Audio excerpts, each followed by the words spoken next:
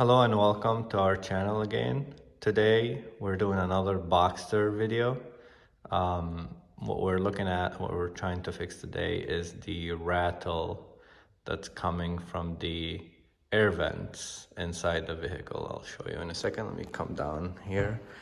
So if you have a Boxster, and especially the early generation Boxsters, mine is 1997.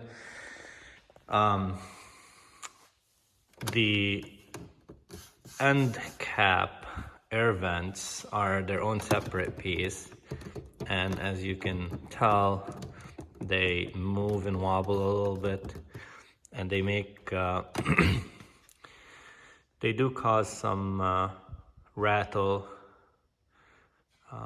uncomfortable rattle and cabin noise when you're driving or idling. The issue that causes this is the weather stripping that kind of deteriorates over time, and a gap, so that will cause the rattling to begin. To remove the air vent, I did it on the other side, so I'll show you on the other side. To remove the air vent, there are 3 screws that you have to take out. Here's the right side. There's 2 screws on the outside and 1 under the thermometer cover. To access those screws, you have to be able to open the door all the way. One thing that I've noticed is that a regular size screwdriver might be an issue because there isn't a lot of room to access this area. So let me show you some of the tools you might need to do this job. I'm using a battery powered drill or screwdriver, and so what you need, and it's important to have, is some type of plastic prying tools, a flashlight so you can see what you're doing, a Torx T2 is the one I'm using. It's a Torx T2, and that's generally is all you need. So what you need to do is pry off the cover, and then this cover, plastic cover, so you can access all the screws. And I'm using this contraption that allows me comfortable access because of the tight location. Here's the original air vent, and as you can tell, the weather stripping or insulation is completely deteriorated, which creating a gap between the parts to allow the rattle, and then the plastic on plastic, so the rattle is not muffled. What we're gonna do is we're gonna replace this weather stripping. We might add a little bit more weather stripping and put it back together. So we'll walk you through one side, and then it's the same procedure for the other side. Now let me grab the flashlight. So one other thing when you do this is make sure you have a well-lit area and good access. So flashlight if you don't have very good visibility, and when you remove it, it's a good time to inspect everything inside and also do a little bit of hygiene or cleaning, so which I'm going to do next. Use a very gentle automotive approved cleaner, and give it a nice clean, since this is a good opportunity to do so. And then lubricate. I'm gonna spray leather or rubber or plastic lubricant all around this area so that it's nice and moist and lubricated and conditioned, so that will also help with the rattle. All right, so now we cleaned the area well with a mild automotive interior cleaner, and we've also lubricated. I sprayed a plastic and leather protectant, which is gonna help everything stay lubricated. One thing is important is here is your thermometer, and you want to protect it. You want to cover it so you're not spraying cleaner or protectant on it. And I'll show you what the vent looks like on my workbench. Here is the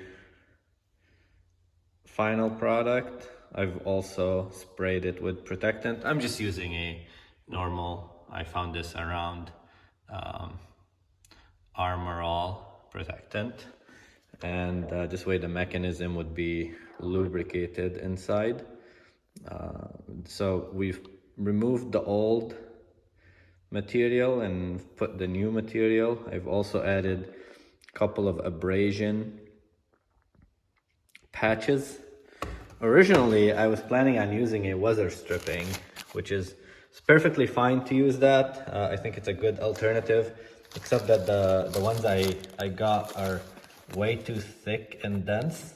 So if you're planning on using a weather stripping, make sure they are thin and not very dense, because you will run into issues in reinstalling the vent. So here's the final product. This is very thin and is automotive grade.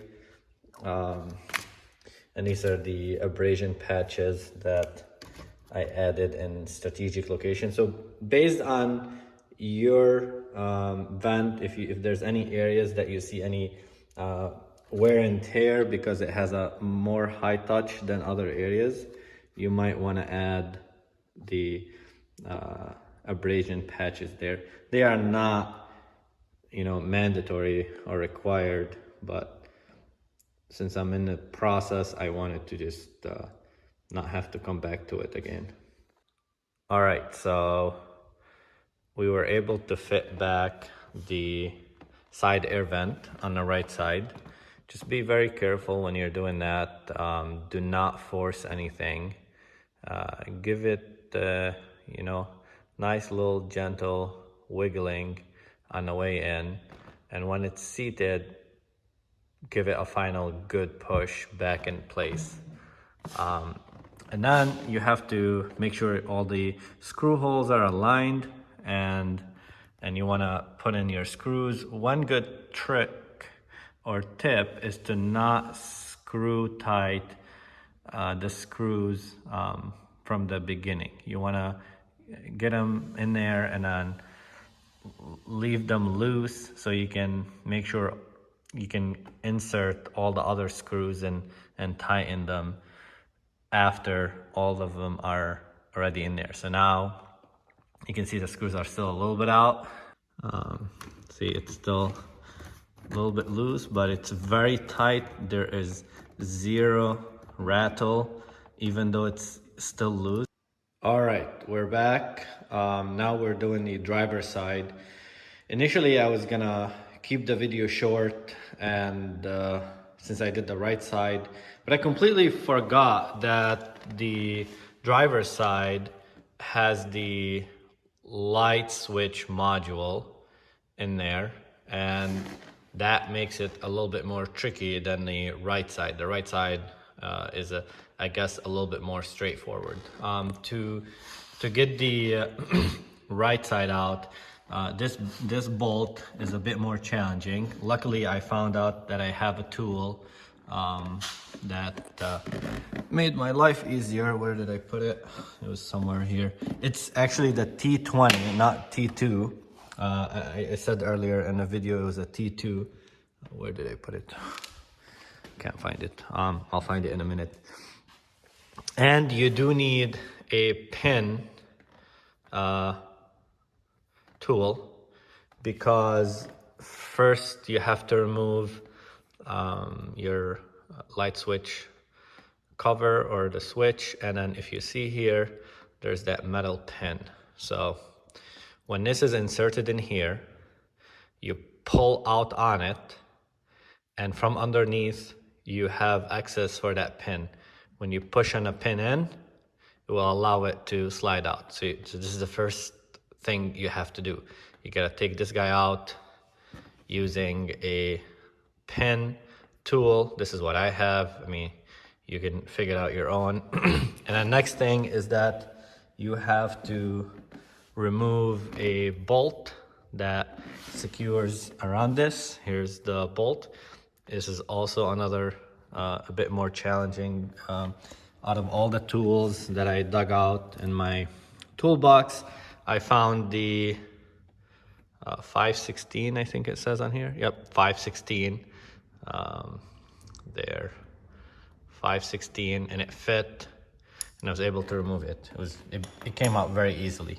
Oh, and here's the long neck T20 that goes inside here and allows you to remove the third bolt.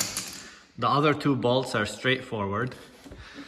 And then you want to tuck on this out. It comes out from the bottom a lot easier, but then for the top, you want to use a plastic prying tool, and you want to insert it with the lever pointing up, and then press down. When you press down, it helps you release that part, and then when that's done, this portion comes out. You just need to wiggle it out. Always be very gentle. Take your time. You don't want to break anything.